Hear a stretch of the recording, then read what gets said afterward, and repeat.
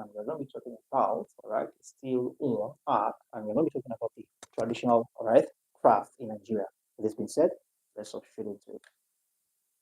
Okay, so we have the course code as PED232, and we're taking our bearing from, okay, taking our bearing from what it means by the, all right, traditional crafts.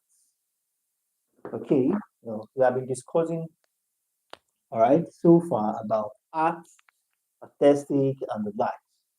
So we are still expanding more on what we are talking about today, all right, and we will be taking our bearing from what it means by the traditional crafts in Nigeria. Now, long before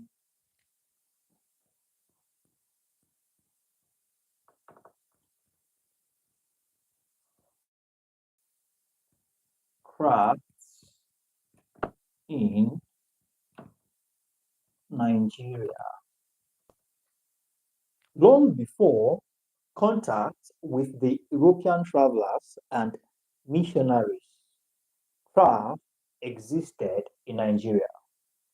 All right, craft in Nigeria has been in existence for quite a while, long even before the contact, all right, the contact with the Europeans and the missionaries.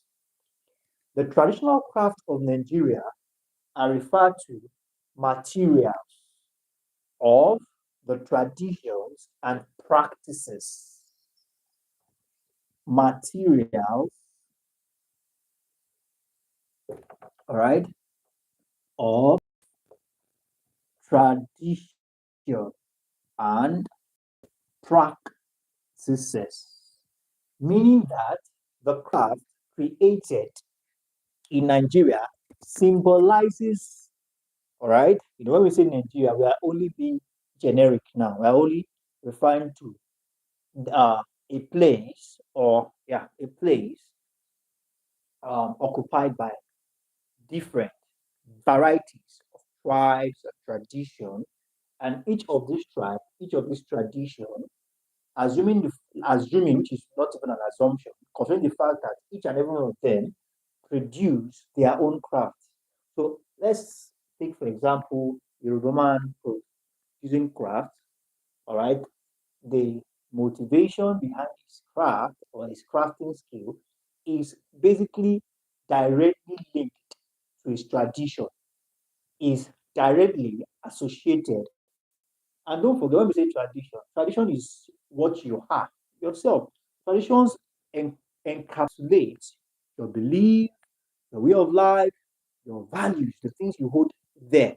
All right. So your crafting skill or the craft you will be producing will be tied to your tradition and what the practices, all right, in that particular geographical occupation which you occupy. All right, the geographical territory which you occupy. Now, like I said, the traditional craft of Nigeria are materials of the traditions and practices that had been developed from the influence by the societal, cultural, and environmental needs. All right, so these crafts are not just made solely because of art's sake. All right, the crafts are also made to help solving certain problems and attaining to certain needs associated to the society, the culture, and the environment. Are we together? Okay, so now we have, and these traditional crafts are sometimes referred to as cultural crafts. Traditional traditional crafts are also referred to as cultural crafts, in as much as it is culture eccentric and it does help solve certain problems in the community, then you otherwise call it the cultural crafts. Okay, and spread throughout various areas of Nigeria. All right, geographically or the geographical location of the environment of the people determine the material of their traditional crafts. Now, I want me to understand, in as much as we talk about Nigeria, like I said, different geopolitical um, zones, different ethnic groups, okay, different ethnic societies and groups. And what we need to understand that these ethnic societies and groups spreads across Nigeria. Okay, Miss Runke, or okay, Miss Runke is saying something here. Miss Runke said PED232 about artistic expression in primary school. Yes, yes, yes. We said something about that in our retrospective class, whereby we talk about artistic expression in primary school, all right, why it should be encouraged in primary schools, and certain responsibilities are given to the teachers, all right, with honor, all right, certain responsibilities were given to the teachers in helping, all right, teacher in particular, the fine art teacher, in helping students understand better what it means by this artistic expression. Yeah, we said something about that. I think that's in our volume one. All right, if I'm not mistaken, this is our volume three. So now let's go back straight to it. Miss Ronke, you are here to smash like button. Please do also do that. And if you're yet to subscribe to the channel, also please do also subscribe to the channel. And if you are yet to get our membership badge, it opens a lot of features to you. I'll recommend you do that. Just go to our home page or just below the stream, you'll find the join button. Use it and you can access our membership badge. So now let's go back straight into it. So like I was saying, this cultural and ethnicity, cultural groups and ethnic groups are spread, all right, across Nigeria, and definitely this craft made by certain groups are limited to the resource they have, the resources they have at their disposition. What am I saying? There are certain locations that are known for certain resources. All right. Just like we said, okay, not in this course, but we must, this is 300 level. Okay, this is 200 level, I'm not mistaken. All right. Yeah, 200 level, second semester, you must have done GST 201, where we discuss at length Nigerian people and culture. And we made it clear that there are certain things limited to certain tribes. Like, you know, the Niger Delta people for fishing, all right, lives in creek and on their houses are basically on rivers, most of them, all right, to some extent, their major source of income, all right, their major source of economy, their major source of activity is known for, they're known for fishing. In essence, now, the craft that comes from certain locations, comes from certain tribes, is limited to the resources at their disposal. Now, we'll discuss this further as we proceed in the course of the class. Now, it says here, the geographical location and environment of the people determine the material of their traditional crafts in Nigeria. So we have location,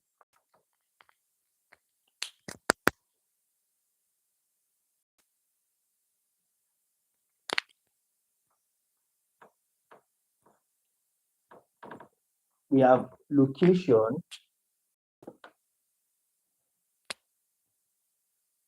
I believe you all can hear me.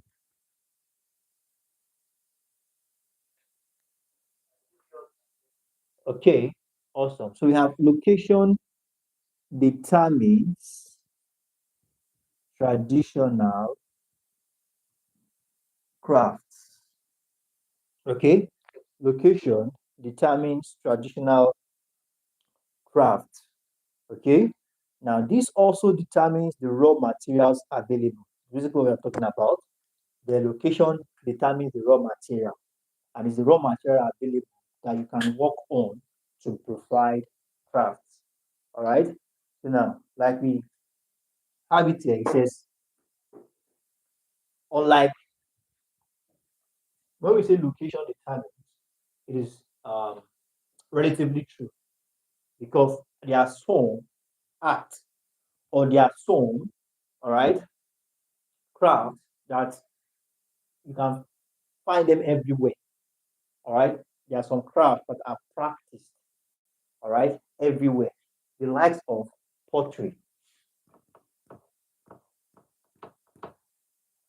All right, pottery were practiced. All right, pottery is practiced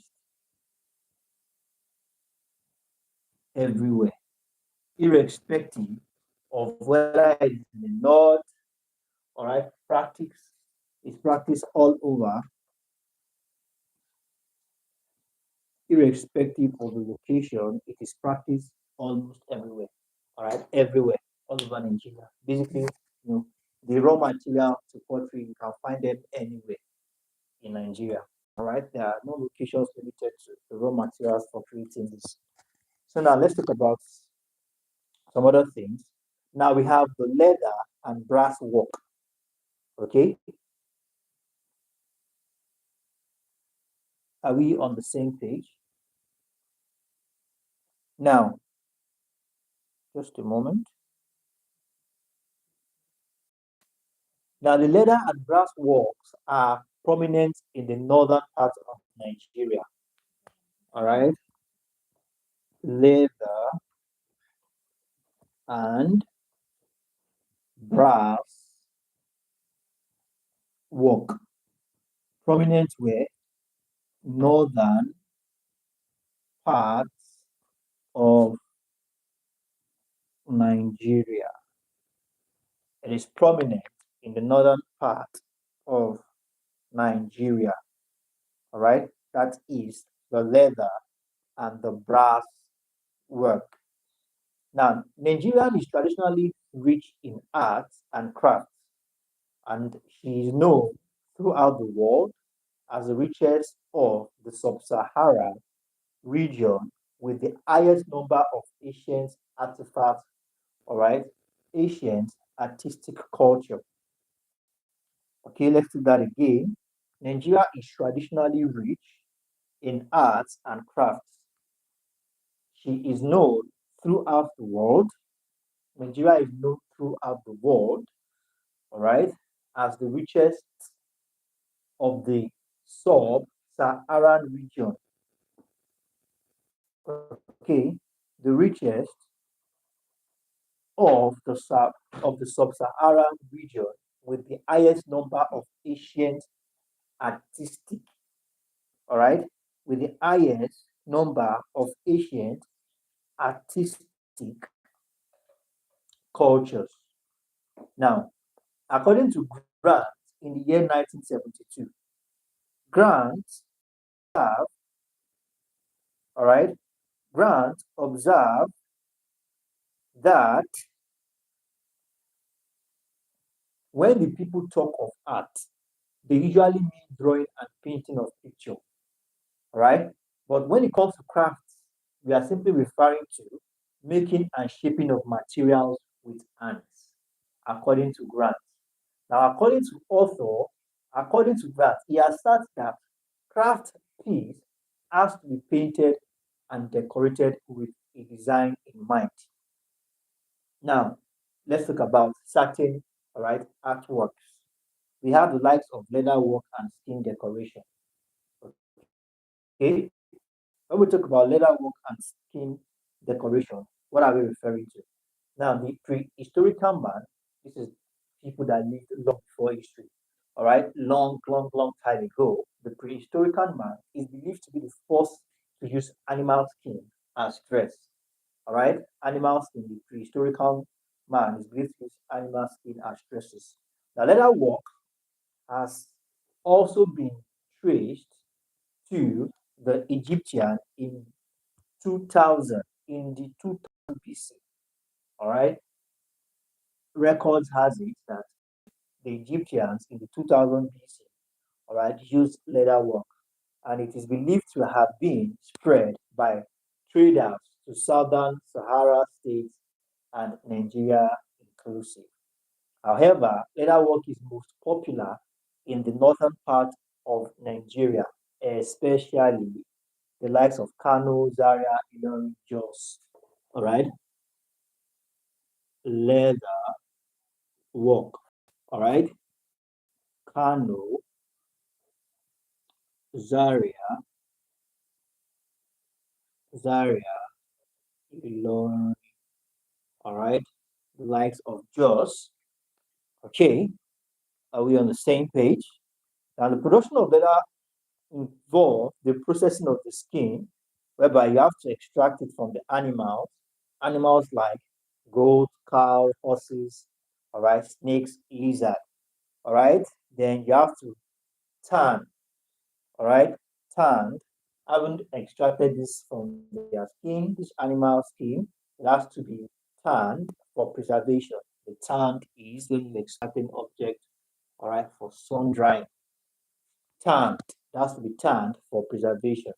The process also include whitening, soaking with water for days, then into wood ash and lime solution for a day or two. Having sun dried, there's a process called whitening, soaking, all right, into water for days with, all right, having soaked this into water for days, place it in wood ash and some lime solution for several days. All right, a minimum of a day. All right, we have that as that. Then the scraping of the air. All right, with a blunt knife on a broad and washed up. All right, having scraped the air with a blunt knife, proper washing and soaking. All right, then also soak this skin in what we call mimosa seeds and fruit solution for another set of days. Therefore, the skin is rid of, or the skin is rid of all meat or dirty particles that may remain in it and dried up again. So after tanning, the skin is dried, the skin is dyed. After the tanning process is completed, the skin is dyed, right? Whereby there are some dye solution obtained from leaves and fruits that gives the skin varied tones of green, brown, black colors. All right. So modern colors are currently being used among Hausa peoples of Nigeria. So we have skins are now being decorated by embossing, all right, with different colors, like with different other things, like not just dye anymore. Skin are now being decorated with embossings, all right, with metals, stitchings, all right, planting and colored leather straps, drawings and patterns all around the skin. No longer just dye as the major decoration anymore. So I'm going to call it that for today, okay? But just before then, let's quickly take calabash. All right, let's quickly see what it means. Let's see the calabash. You know, we are talking about craft in Nigeria, and we never talk about skin. All right, leather work. So let's quickly talk about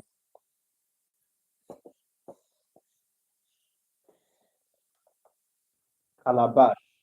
Although it's written calabash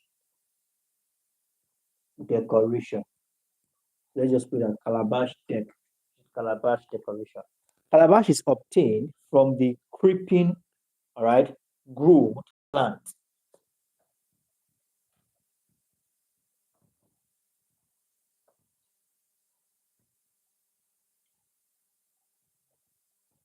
When we say creeping, it's not a plant that stands upright.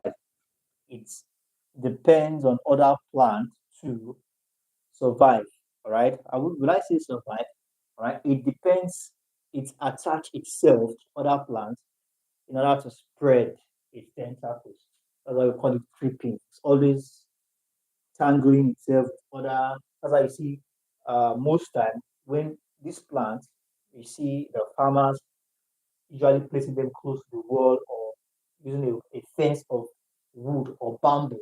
That when as they grow, they can crawl around these bamboos and grow better. All right. Creeping gold, that's GORD, gold plants. All right. So calabash is actually gotten from this plant.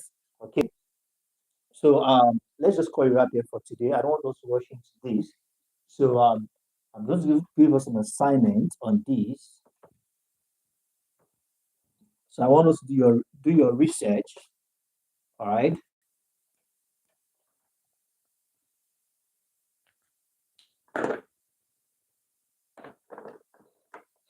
Okay, just a moment. Your research on the production of crafts in Nigeria before colonization. All right. Do your research on the production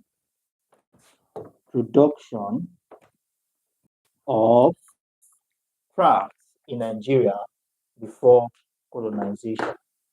So thank you very much, everyone. I believe you'll be able to get something to this class. Please let's do it to keep our notes up to date and send them to the appropriate coaches. Do have a wonderful evening. Bye for now.